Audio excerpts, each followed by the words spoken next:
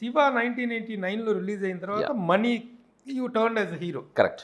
ఈ మధ్యలో కొన్ని విలన్ పాత్రలు పోషించి అంటే చాలా తక్కువే. యాక్చువల్గా ఏంటంటే శివాలో వచ్చినటువంటి ఇమేజ్కి ఓవర్ నైట్ ఇక తెలుగు సినిమాలో యంగ్ విలన్ అంటే చక్రి అనేటువంటి రేంజ్లో ఉండాలి ఆఫర్స్. కరెక్ట్. కానీ 89 నుంచి 93లో మనీలో విలన్ హీరోగా ఇంట్రడ్యూస్ అయ్యే మధ్యకాలంలో the number of films you did are very less. నేను చేయలేదు. I have not done. దానికి నేను ఒక్కసారి ఒక చిన్న పెట్టకథ చెప్పాను నేను దీని ముందర, బట్ అయినా చెప్తాను. శివ అయిన తర్వాత యాక్చువల్లీ శివ అవ్వకుండానే లాస్ట్ టైం చెప్పినట్టు నేను నేటి సిద్ధార్థ అనే సినిమాకి నాగార్జున గారు నన్ను రికమెండ్ చేశారు. సో శివ అవ్వకుండానే అది రావటం, దాంట్లో నేను మూడో విలన్ అని చెప్పి అక్కడికి వెళ్ళేప్పటికి నేనే మెయిన్ విలన్ అని తెలిసింది. అంటే ఒక పక్కన ప్రదీప్ శక్తి గారు, ఆయన మించిన విలను కన్నడ ప్రభాకర్ గారు ఉంటే వాళ్ళిద్దరికన్నా పై విలన్ని నేను. దాని తర్వాత కిల్లర్ అనే సినిమా నాగార్జున గారు చేస్తున్నప్పుడు షిండే చెప్పా అనుకుంటా నీకు. షిండే చెప్పలేదా నీకు? అయితే ఓకే. షిండే గారు కో డైరెక్టర్.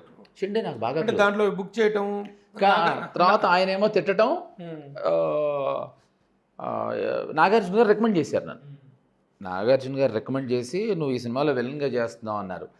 నువ్వు షిండేతో టచ్లో ఉండన్నారు. షిండే బాగా క్లోజ్ మాకు. రోజు షిండేకి ఫోన్ చేసేవాడిని. ఆ రోజుల్లో మొబైల్స్ లేవు కదా.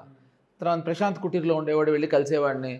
2-3 సార్లు బాగానే మాట్లాడి 4వసారి విసుక్కున్నాడు షిండే. ఏమో నువ్వేమో రోజు వచ్చి దొబ్బుతున్నావు, అక్కడేమో వాళ్ళిద్దరూ నువ్వే నాగార్జున గారు షిండే నువ్వు అని మాడుతున్నారు. అక్కడేమో నాగార్జున ఏమో నన్ను దొబ్బుతున్నాడు, నీకు ఇవ్వద్దు వేషం అని. నేను హర్ట్ అయిపోయాను. అదే నాతో ఏమో నాగార్జున గారు నువ్వే చేస్తున్నావు అన్నారని. అటు నుంచి ఉషా కిరణ్ ఆఫీస్లో షూటింగ్ జరుగుతున్న డిస్ట్రిబ్యూషన్ ఆఫీస్లో పయ్యేరు వెళ్ళాను. సో నాగార్జున గారు నన్ను చూసి హాయ్ అన్నారు. ఈ హాయ్ నార్మల్ హాయ్ లాగే ఉంది. ఈయన హాయిగానే చెప్పాడు హాయ్. మరి మన షిండే ఎందుకు? Shinde straight forward. నాగార్జున గారు అంతకన్నా స్ట్రైట్ ఫార్వర్డ్. నాగార్జున గారి గురించి నీకు బాగా తెలుసు, ప్రేక్షకులకు తెలియాల్సింది. నాకు తెలిసి is the most straight forward. ఆయన డబుల్ గేములు, డబుల్ యాక్షన్లు ఆడ్డు. నచ్చకపోతే నువ్వు నచ్చలేదు, నన్ను కలవకు, నాతో మాట్లాడగానే ఎవరితోనే చెప్పేయగలడు. అస్సలు నిర్మొహమాటంగా చెప్పేయగలడు. మరి బాగానే చెప్పాడు హాయ్. ఫాజిల్ గారు డైరెక్టరు, చాలా మంచి డైరెక్టరు. నన్ను ఒక అరగంట సేపు కలవనివ్వకుండా చేశారు నాగార్జున గారు. నేను వెళ్తున్నప్పుడు అరే శేఖర్, నేను వెళ్తున్నప్పుడు అరే ఇంకెవరు మాట్లాడుతున్నాడు, ఒక నిమిషం. ఇది తేడాగా ఉంది.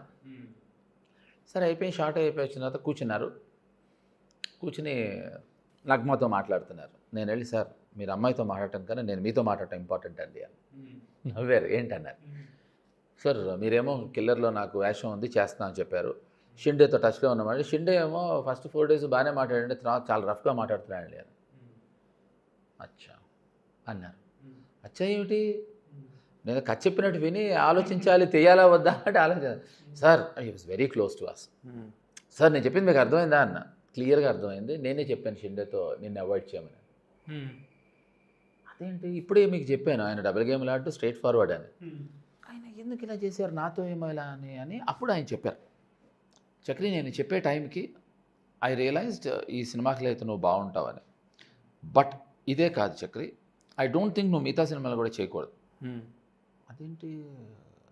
ఈయనే కదా నన్ను నేటి సిద్ధార్థ దగ్గర రికమెండ్ చేశాడు. Chakri I think you are a hero material. నువ్వు ఇప్పుడు నా మీద ఇష్టంతో ఈ సినిమా చేసేస్తావు. ఈ సినిమా చేసేస్తే ఈ సినిమా ఆడేసింది అనుకో, విలన్గా నీకు మంచి గుర్తింపు వస్తుంది, స్థిరపడిపోతావు. అప్పుడు నేను ఎవడు హీరోగా పెట్టుకోడు అని నా మనసులో ఎక్కడో ఉంటుంది. ప్రతి ఒక్కడు సినిమా ఇండస్ట్రీకి ఎవడు కూడా విలన్ అవుదాం, కామెడియన్ అవుదాం అని రారు. ఎవడైనా హీరో అవుదామని వస్తాడు. వాడి పరిస్థితుల ప్రభావాలని బట్టి అక్కడక్కడ సెటిల్ అవుతారు.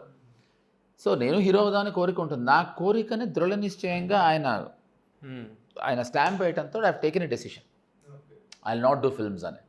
కాకపోతే నువ్వు ఇందాక అడిగావు శివకి మధ్యన మనీకి మధ్యన ఈ మిగతా 7-8 సినిమాలు చేయడానికి కారణం శివ అంటూ మనీ కోసం సినిమాలు చేశాను.